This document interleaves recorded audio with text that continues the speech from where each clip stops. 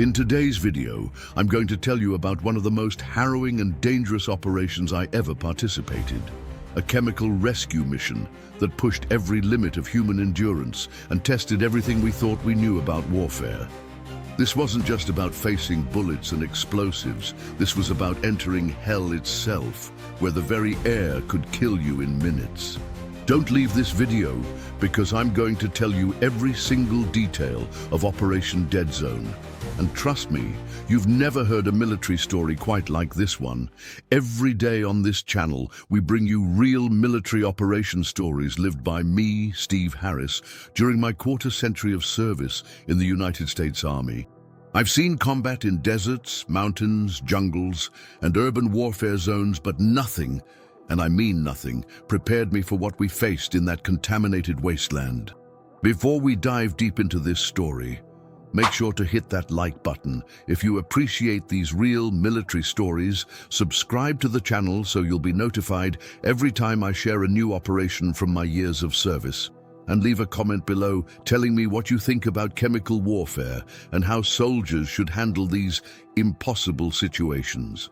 Also, don't forget that all the products I use and recommend are available in the description of this video or in the first pinned comment. Let me take you back to March 2018, somewhere in the Middle East. I can't give you the exact location for obvious security reasons, but what I can tell you is that we were dealing with the aftermath of one of the most devastating chemical attacks on civilians that I've ever witnessed in my career. The intelligence reports were coming in fast and chaotic. A terrorist cell had detonated several chemical dispersal devices in a small city of about 15,000 people. The local government had ordered immediate evacuation, but as always happens in these situations, not everyone got out in time. I was serving as Sergeant Major with the 82nd Chemical Battalion at the time, and when headquarters called for a CBRN specialist team, that's chemical, biological, radiological, and nuclear, for those who don't know the military lingo, I knew we were in for something that would test every piece of training we'd ever received. The briefing room was dead silent when Colonel Martinez laid out the situation map on the table. Red zones marked areas of confirmed contamination, yellow zones indicated possible exposure areas, and the tiny green spots scattered throughout represented potential survivor locations based on satellite thermal imaging. "Gentlemen," the colonel said, his voice carrying the weight of what he was about to ask us to do, "we have confirmed reports of at least 40 civilians trapped in the hot zone. These are families who either couldn't evacuate in time or were missed during the initial evacuation. The chemical agent used appears to be a modified version of VX nerve agent, but our lab boys are still running analysis. What we do know is that it's persistent, meaning it's not dissipating quickly, and it's lethal at extremely low concentrations."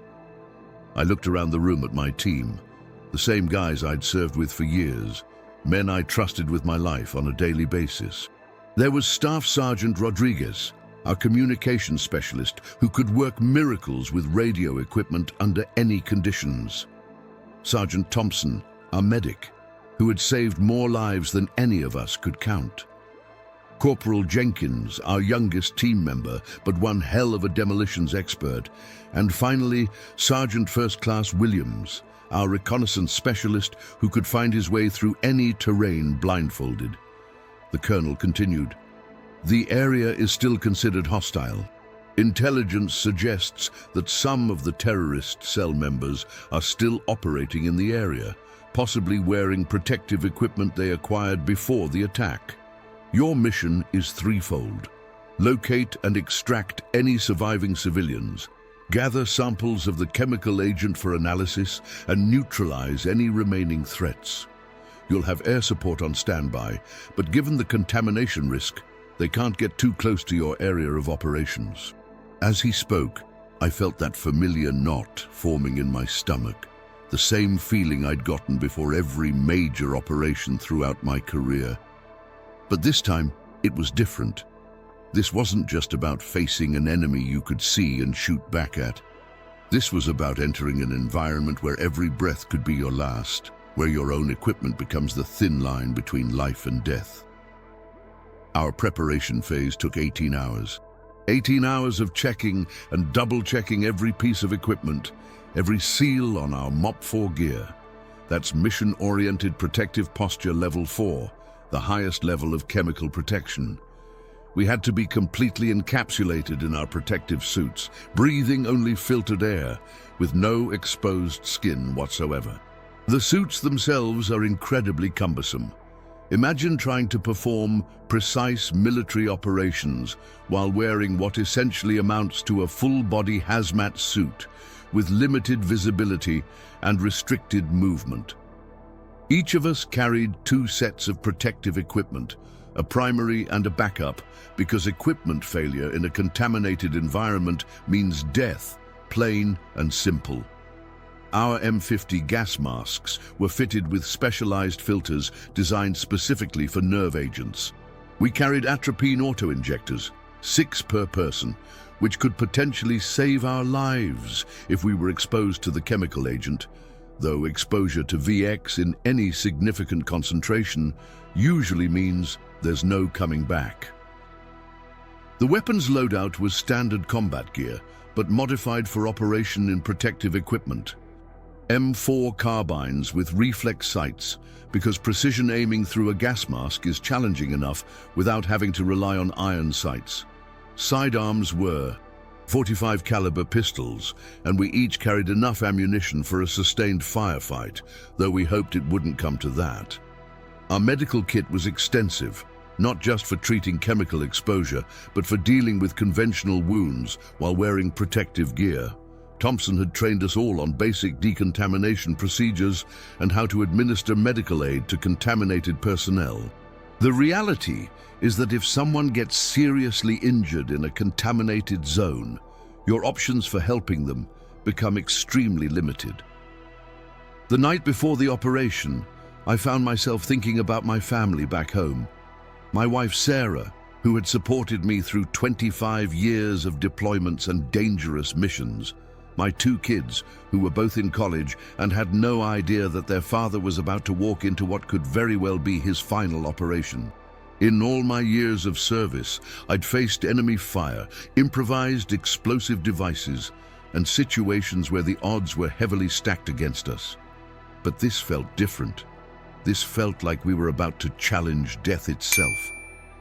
Rodriguez came to find me around 0200 hours, unable to sleep just like me. "Sergeant Major," he said, "you ever deal with anything like this before?" I had to be honest with him. "No, Rodriguez, I haven't. None of us have. But that's why we trained for it. That's why we're the ones being sent in." He nodded, but I could see the concern in his eyes. We all knew the statistics on chemical exposure. We all knew that protective equipment, no matter how good, isn't foolproof. At 0600 hours, we loaded into the Black Hawk helicopter that would take us to the edge of the contamination zone. The flight was supposed to take 45 minutes, but it felt like hours. Each of us was lost in our own thoughts, running through procedures, checking equipment one more time, and trying to mentally prepare for what we were about to face. As we approached the drop zone, I could see the city below us through the helicopter's window. What should have been a bustling Middle Eastern town was completely silent and still. No vehicles moving on the roads, no people in the streets, no signs of life whatsoever. It looked like a ghost town, except we knew that somewhere down there, people were dying or already dead from chemical exposure. The pilot's voice came through our communication system. 2 minutes to drop zone. Weather conditions are favorable. Wind is minimal, which should help contain the contamination to the predicted areas. Good luck down there, gentlemen. The crew chief gave us the 1-minute warning, and we began our final equipment checks. As the helicopter touched down at our insertion point, approximately 2 kilometers from the contamination zone, I felt the weight of responsibility settle on my shoulders. Not just for completing the mission, but for bringing my team home alive. In all my years of military service, I'd learned that the most important thing isn't just accomplishing the objective. It's making sure your people survive to fight another day. We disembarked quickly, and moved to our predetermined rally point, a small hill that gave us visual oversight of the contamination zone. Through our binoculars, we could see the city laid out before us. Buildings appeared intact. Chemical weapons don't destroy structures like conventional explosives, but the complete absence of any movement was unsettling. Birds weren't flying, stray animals weren't roaming the streets, nothing was moving except for a few pieces of debris being blown by the wind. Our approach to the contamination zone was methodical and careful. We moved in a modified diamond formation, with Williams on point conducting reconnaissance, myself and Rodriguez in the center managing communications and navigation, Thompson covering our medical needs and monitoring everyone for signs of exposure, and Jenkins bringing up the rear, watching for threats from behind and maintaining security on our escape route. As we got closer to the outer edge of the contamination area, we began using our chemical detection equipment. These devices can detect trace amounts of chemical agents in the air, giving us early warning before we reach lethal concentration levels. The readings started climbing as we approached the first buildings, confirming that we were entering an active contamination zone. The first building we approached was a small residential structure on the outskirts of the city. Williams signaled for us to halt as he moved forward to check for signs of life. Through our communication system, I could hear his breathing becoming slightly labored, not from exertion, but from the stress of what we were seeing. Bodies were visible through the windows, civilians who had been caught in the chemical attack and hadn't survived. "Sergeant Major," Williams reported back, "we've got multiple casualties visible, but no signs of survivors in this structure. Chemical detection is reading high concentrations. We need to move carefully and assume everything we encounter is heavily contaminated." As we moved deeper into the city, the full scope of the devastation became clear. The chemical attack had been devastating and indiscriminate. We found families who had died together, people who had been going about their normal daily routines when the attack occurred. Cars were stopped in the middle of the street with their occupants still inside. It was a scene that will haunt me for the rest of my life. But our mission wasn't to count casualties, it was to find survivors. According to our intelligence, there were people who had managed to find shelter in sealed rooms or basements, potentially protecting themselves from the worst of the contamination. Our job was to locate them and get them out before their makeshift protection failed or before they succumbed to hunger and dehydration. But before I continue this story, I'm going to recommend something that's been making a total difference in my life. You know, as you get older, you start noticing things, a bit more fatigue, less enthusiasm, and let's be honest, things weren't working quite like they used to in the bedroom department. I wasn't getting those firm, lasting erections that I used to have. I started using a product that completely changed my sexual life. It gave me back the confidence and performance I thought I'd lost forever. I've left the link in the description of this video or in the first pinned comment. Now, it's time to continue our story. The first sign of life we encountered was approximately 6 blocks into the contamination zone. Thompson's equipment picked up what appeared to be a heat signature in the basement of a 3-story apartment building. We approached carefully, our weapons ready, because we had no idea if this was a survivor, a terrorist, or something else entirely. The building's front entrance was blocked by debris, likely from people trying to barricade themselves inside when they realized what was happening. We found a side entrance that led to a stairwell going down to the basement level. The chemical detection readings were lower here, which made sense. Nerve agents are generally heavier than air and tend to settle in low-lying areas, but a sealed basement might provide some protection. Williams took point as we descended the stairs, each step carefully measured and deliberate. We couldn't afford to make noise that might alert any hostile forces to our presence, but we also needed to move quickly enough to reach any survivors before their protection failed. As we reached the basement level, we could hear something that stopped us all in our tracks. Voices, speaking in what sounded like Arabic, coming from behind a heavy metal door. The tactical situation became immediately complex. Were these survivors we needed to rescue, or were they members of the terrorist cell responsible for the attack? In a contamination zone, wearing full protective gear, our ability to quickly assess and respond to threats was severely compromised. Normal combat procedures had to be modified because of the protective equipment we were wearing. I signaled for the team to take positions around the door while I attempted to communicate with whoever was inside, using basic Arabic phrases that all of us had learned during our deployments. I called out that we were American soldiers conducting rescue operations. The voices inside immediately fell silent, which could mean anything from relief that help had arrived to panic that enemy forces had found them. After what felt like an eternity but was probably only 30 seconds, a voice responded in broken English. "American soldiers, please help us. We have children here. We have been trapped for 2 days." The relief in that voice was unmistakable, and I knew we had found our first group of survivors.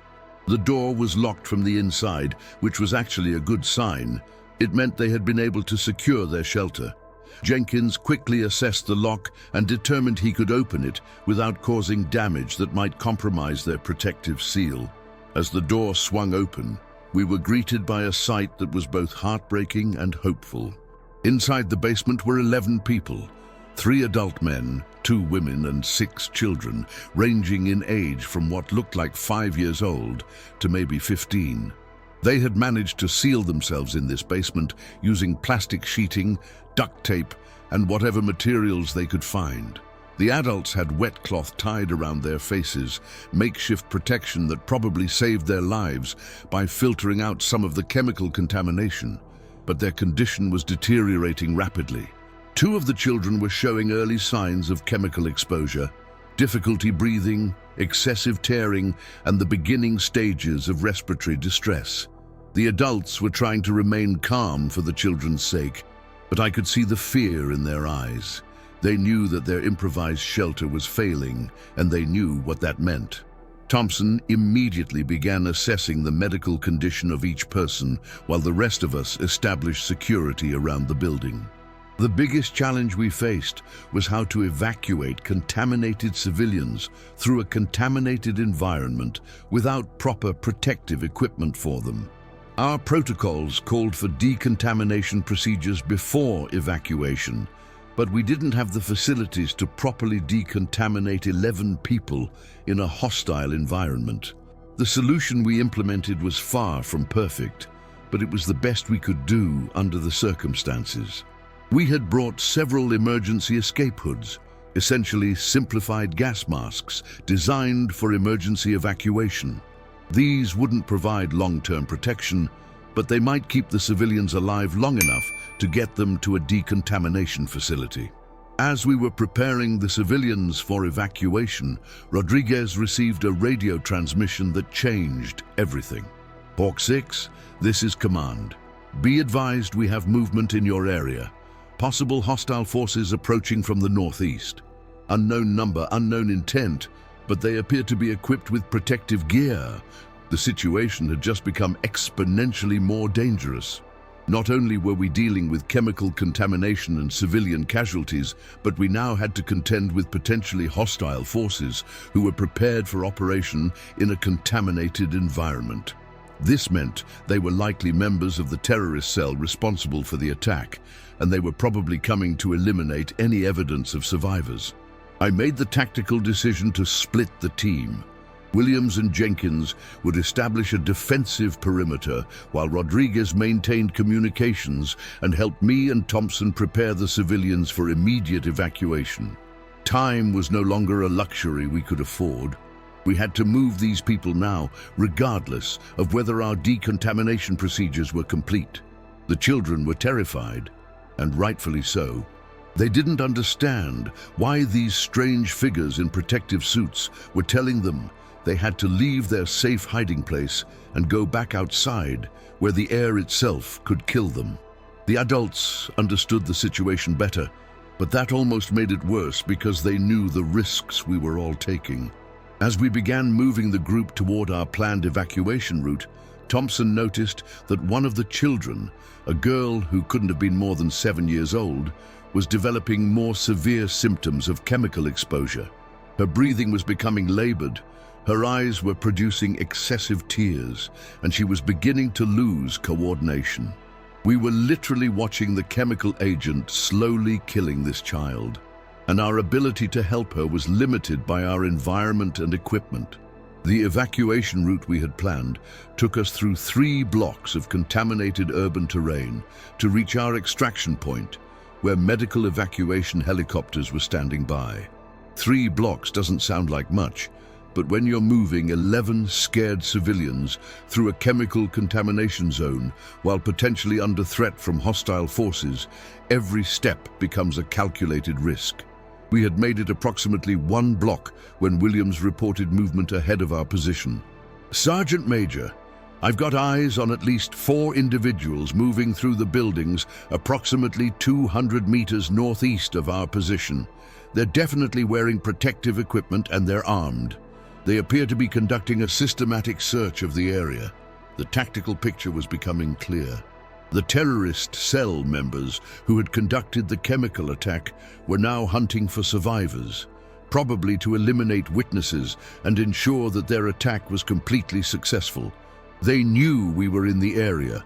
Our helicopter insertion hadn't been subtle, and they were likely trying to locate and eliminate both the survivors and our rescue team. I had to make a decision that would determine whether these 11 civilians lived or died, and whether my team would make it home. We couldn't outrun armed terrorists while escorting a group that included 6 children, 2 of whom were already showing serious signs of chemical exposure.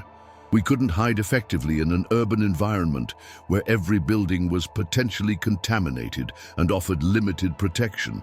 Our only option was to fight our way through to the extraction point. "Rodriguez, get on the radio to command.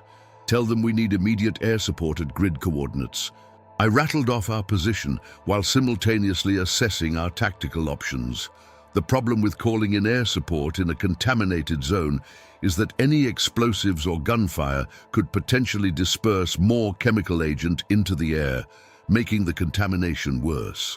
But at this point, the immediate threat from armed hostiles outweighed the long-term contamination concerns. Thompson was working frantically to stabilize the young girl who was deteriorating rapidly. Chemical exposure affects children much more quickly than adults due to their smaller body mass and faster respiratory rates. He administered what medical aid he could through his protective gear, but our options were severely limited. The child needed immediate medical evacuation to a facility equipped to handle chemical exposure cases, and we were still 2 blocks away from our extraction point. Williams and Jenkins had taken positions that gave them oversight of the approaches to our location, but urban combat while wearing full chemical protection presents challenges that most soldiers never have to face. Your field of vision is limited by the gas mask.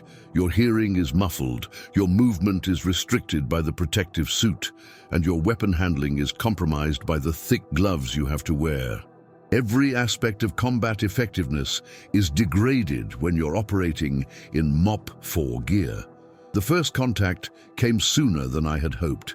Williams spotted 3 individuals moving through a building across the street, clearly conducting a room-by-room search. They were wearing military-style protective equipment, not the improvised gear that civilians might cobble together, but professional CBRN protective suits.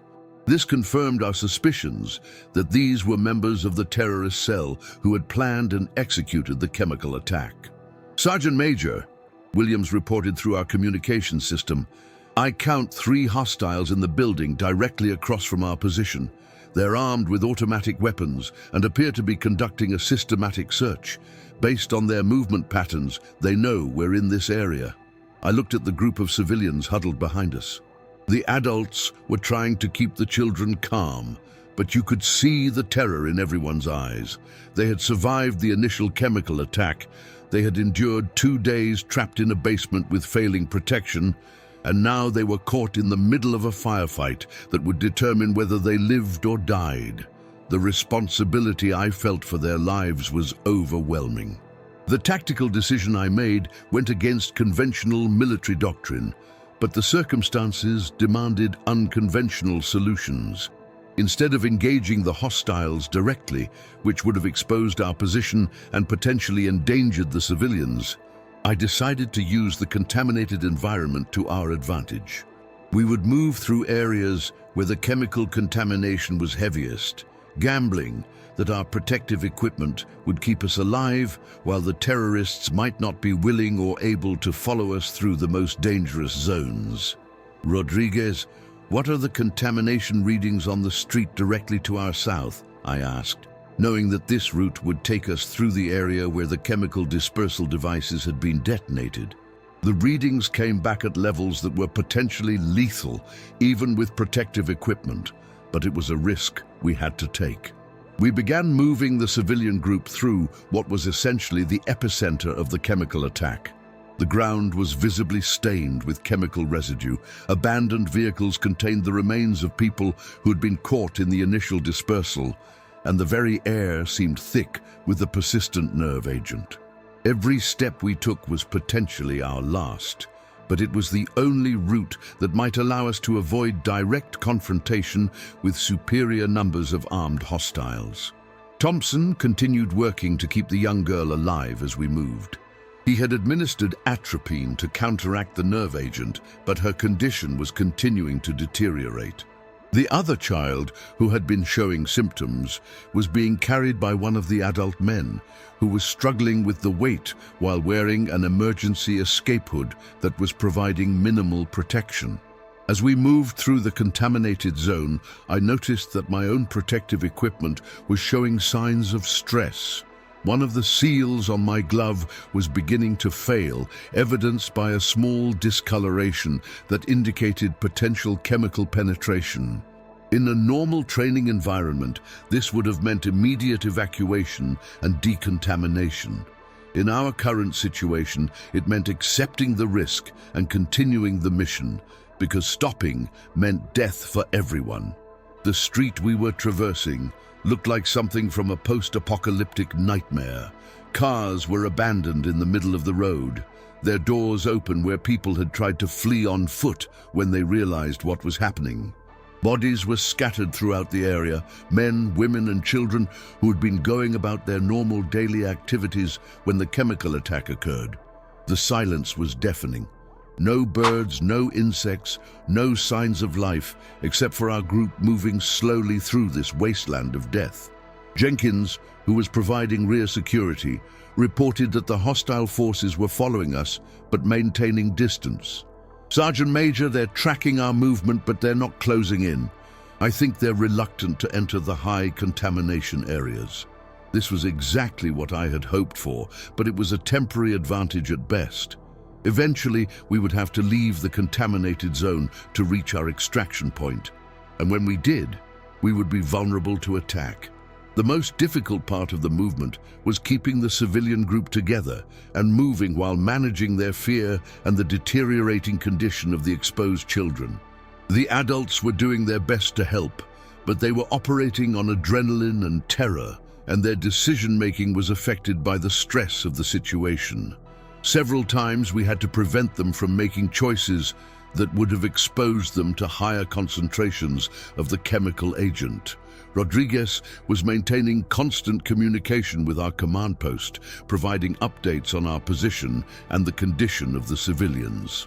The medical evacuation helicopters were standing by at the extraction point, but they couldn't come to us due to the contamination risk. We had to reach them, and we had to do it with 11 civilians, 2 of whom were in critical condition from chemical exposure. As we approached the final block before our extraction point, the tactical situation changed dramatically. The terrorist forces had apparently decided that eliminating witnesses was worth the risk of operating in the contaminated zone, and they began moving to cut off our route to the evacuation site. Williams spotted at least 6 individuals taking positions that would allow them to engage us as we left the contaminated area. The young girl that Thompson had been treating went into respiratory arrest as we reached the edge of the contamination zone. In a normal medical environment, this would have required immediate intubation and ventilator support. In our situation, Thompson had to attempt emergency medical procedures while wearing protective equipment in a contaminated environment under threat of hostile fire. The complexity of trying to save someone's life under these conditions is almost impossible to comprehend. I made the decision to radio for immediate helicopter gunship support to suppress the hostile positions while we made our final approach to the extraction point. This meant exposing our exact position to any remaining terrorist forces in the area. But the alternative was watching the civilians die from chemical exposure while we were pinned down by hostile fire. The Apache helicopter gunships arrived within minutes of our call for support, and their presence immediately changed the tactical dynamic. The precision fire from their 30mm chain guns eliminated the immediate threat from the terrorist positions, but it also stirred up contaminated debris and potentially spread chemical residue over a wider area. In combat, you often have to choose between bad options and worse options. With the immediate threat neutralized, we began our final approach to the extraction zone. The medical evacuation helicopters were already spinning up their rotors, and medical personnel in full protective gear were standing by to receive the contaminated civilians. The sight of those helicopters represented hope and salvation for people who had been living in hell for 2 days. But our ordeal wasn't over yet. As we reached the extraction point, Thompson reported that the young girl had gone into cardiac arrest. The combination of chemical exposure and the stress of the evacuation had pushed her small body beyond its limits. While the medical evacuation team worked to stabilize her, we had to maintain security and ensure that all the other civilians were properly decontaminated before being loaded onto the helicopters. The decontamination process at the extraction site was thorough but necessarily rapid. Each civilian had to be stripped of their contaminated clothing, washed down with decontamination solution, and given medical evaluation before being cleared for evacuation. The adults understood what was happening, but the children were terrified by the process of being handled by people in protective suits who were spraying them with chemicals and taking away the clothes they had been wearing. As the helicopters lifted off with the civilian survivors, I felt a mixture of relief and exhaustion that I had never experienced before in my military career. We had successfully extracted 11 people from a chemical contamination zone while under threat from hostile forces, but the cost had been enormous. The young girl was in critical condition and fighting for her life, and all of us had been exposed to potentially lethal levels of chemical contamination despite our protective equipment. Our own extraction and decontamination process took another 2 hours. Every piece of equipment had to be carefully removed and disposed of as hazardous waste. Our clothing, our weapons, even our boots had to be destroyed because they were too contaminated to be safely cleaned. We underwent multiple rounds of decontamination washing and medical evaluation to ensure that we hadn't absorbed dangerous levels of the chemical agent. The debriefing that followed was one of the most difficult of my career. We had saved 11 lives, but we had also been forced to operate in conditions that pushed every safety protocol to its absolute limit. The young girl remained in critical condition for several days before finally stabilizing, and her recovery would take months of intensive medical treatment. The other civilians survived, but many would deal with long-term health effects from their chemical exposure. Looking back on Operation Dead Zone, I realized that it fundamentally changed how I viewed warfare and the responsibilities we have as soldiers. Chemical weapons don't distinguish between combatants and civilians, between military targets and innocent families. They represent a level of indiscriminate destruction that challenges everything we believe about rules of engagement and protecting non-combatants.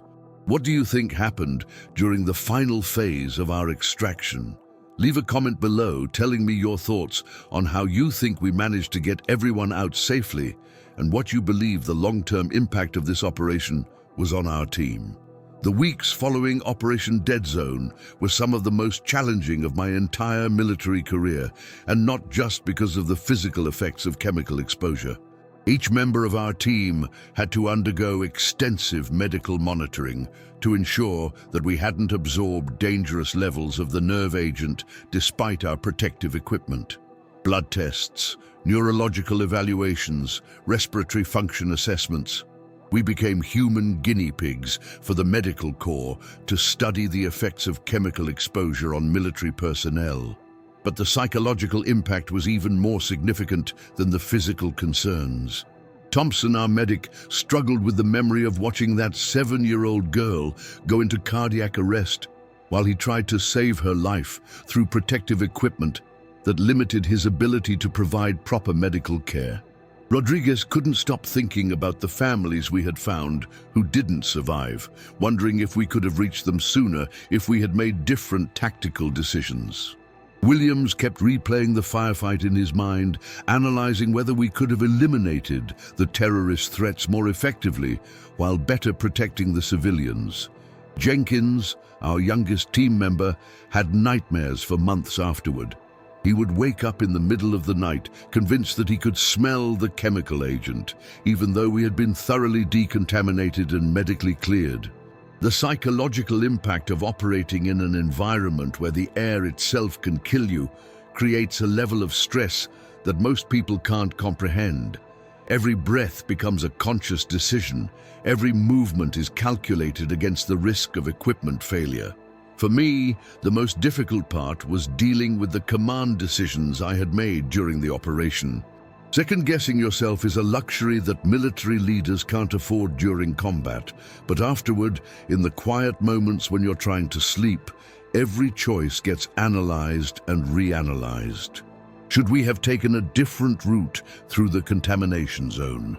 Could we have moved faster and saved more people? Were there tactical alternatives that might have reduced the risk to both the civilians and my team? The after-action reports took weeks to complete because of the unique nature of the operation. Military doctrine for chemical warfare scenarios had been developed primarily for large-scale battlefield operations, not for small unit rescue missions in contaminated urban environments. Our operation became a case study that would influence future training and tactical procedures for CBRN operations. Make sure to subscribe to this channel so you'll be notified when I post new videos about military operations and the real experiences of soldiers in combat. Hit that like button if you're finding value in these stories, and leave a comment below telling me what you think about the challenges soldiers face in chemical warfare scenarios. Don't forget that all the products I recommend are available in the first pinned comment below this video. The intelligence analysis that followed our extraction revealed the full scope of what we had encountered. The terrorist cell responsible for the chemical attack had acquired the nerve agent through a complex network of black market arms dealers and rogue state actors.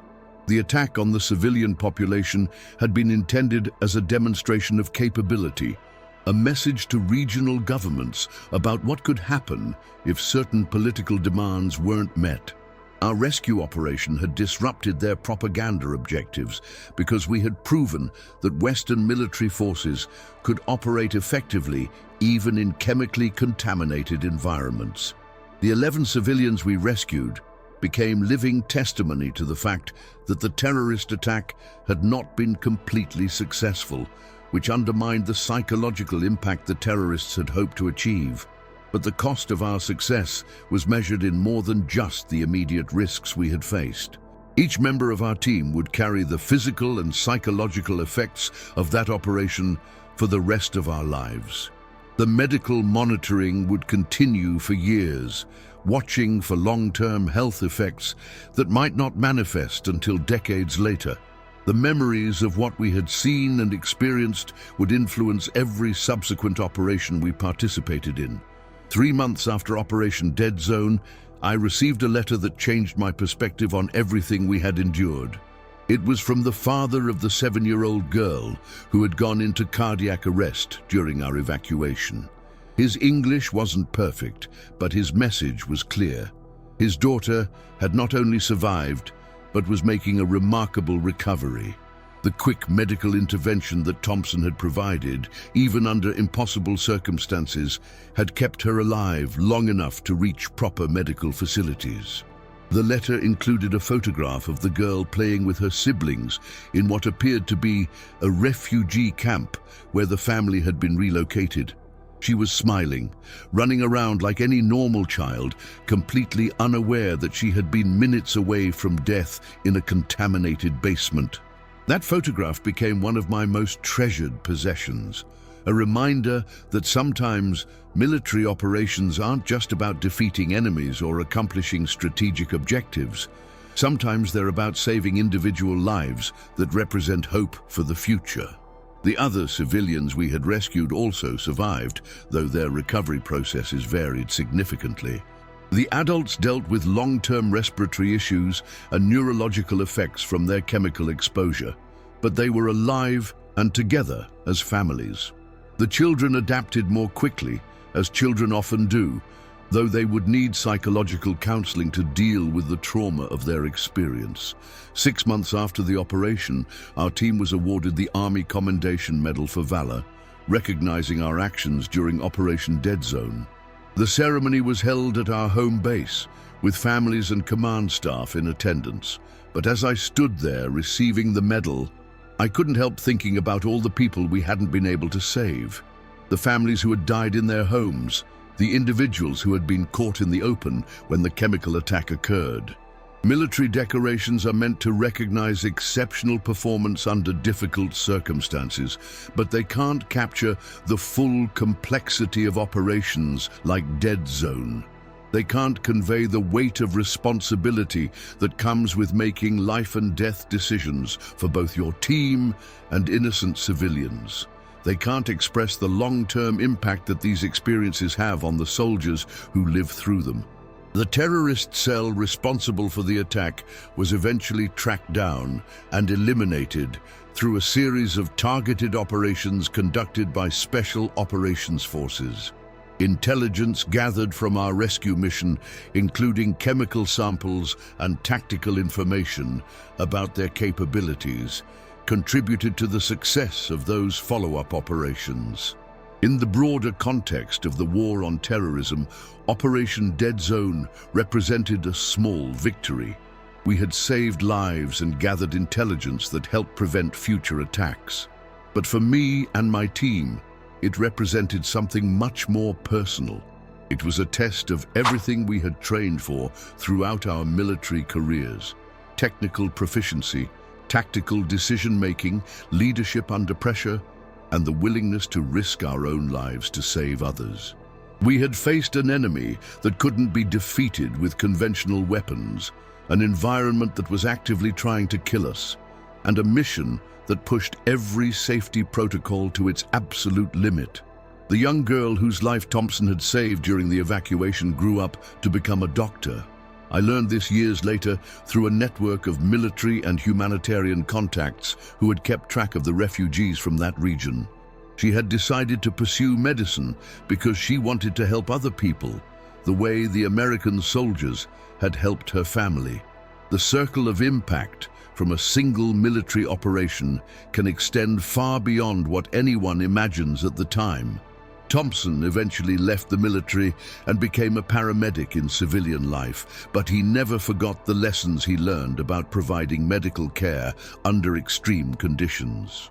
Rodriguez stayed in the Army and became an instructor at the Chemical Corps School, teaching the next generation of soldiers how to operate in contaminated environments. Williams transferred to Special Operations Forces, where his experience with urban reconnaissance in hostile environments made him invaluable for counter-terrorism operations. Jenkins struggled the most with reintegration after the operation. The psychological impact of operating in a chemical weapons environment at such a young age affected him in ways that weren't immediately apparent. He eventually received medical retirement from the Army and spent several years working with veterans organizations to help other soldiers deal with combat-related stress and trauma. As for me, Operation Dead Zone became the defining experience of my military career. It taught me that leadership isn't just about making tactical decisions and accomplishing missions. It's about taking responsibility for the lives of everyone under your command and accepting the long-term consequences of the choices you make under pressure. It reinforced my belief that the military exists not just to fight wars, but to protect innocent people who can't protect themselves. The geopolitical implications of chemical weapons used in regional conflicts continue to evolve, and military forces around the world have had to adapt their training and equipment to deal with these threats. The lessons learned from operations like Dead Zone have influenced international protocols for responding to chemical attacks and have contributed to the development of better protective equipment and decontamination procedures. But beyond the tactical and strategic lessons, Operation Dead Zone taught me about the resilience of the human spirit under impossible circumstances.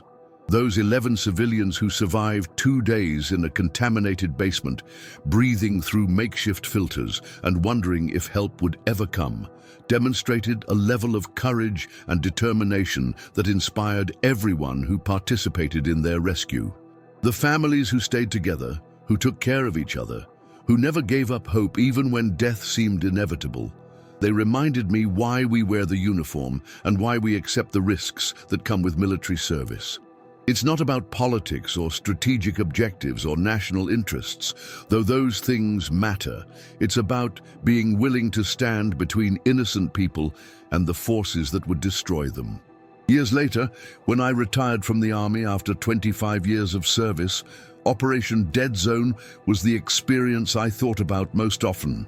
Not because it was the most dangerous mission I'd ever been on, though it certainly was, but because it represented everything I believe about the responsibility that comes with being a soldier.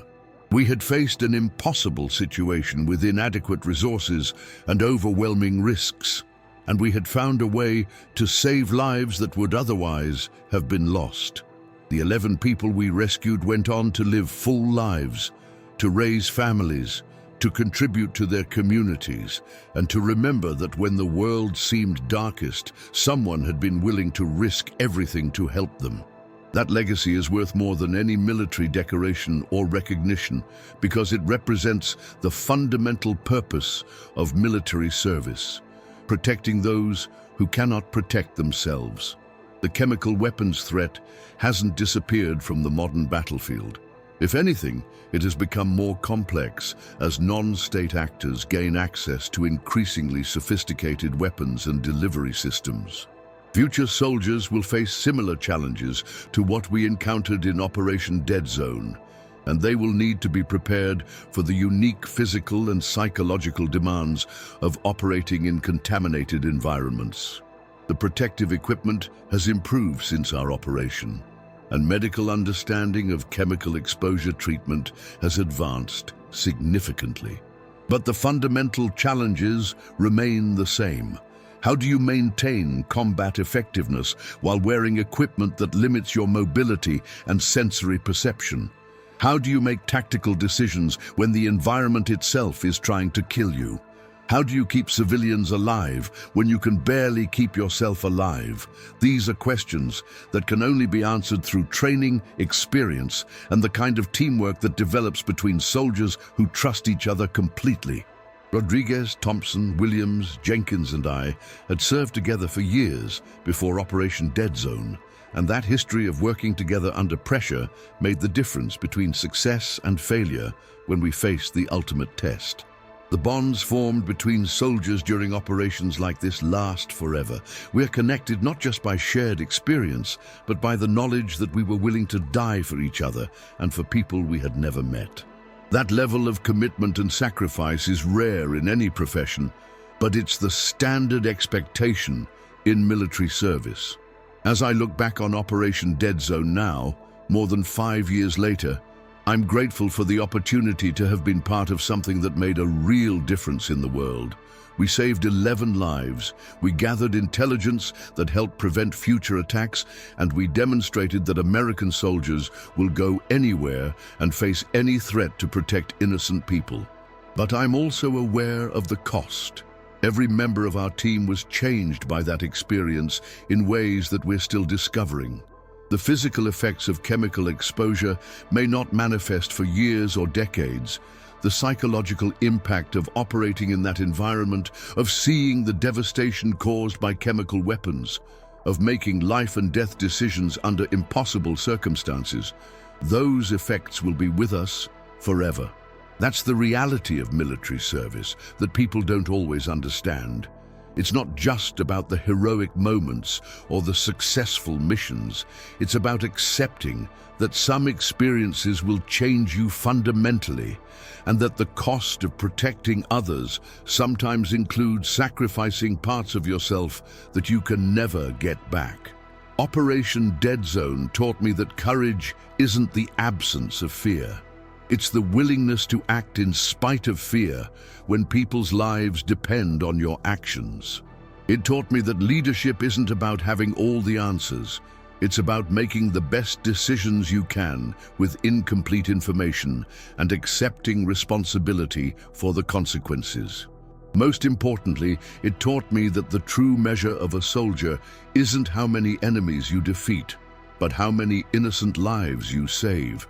The 11 civilians we rescued from that contaminated hell represent 11 futures that wouldn't have existed without our intervention. 11 people who went on to live, to love, to build families, to contribute to their communities. 11 reminders that sometimes, in a world full of darkness and violence, soldiers can be the light that guides people back to safety. That's what Operation Dead Zone means to me, and that's why I'm sharing this story with you.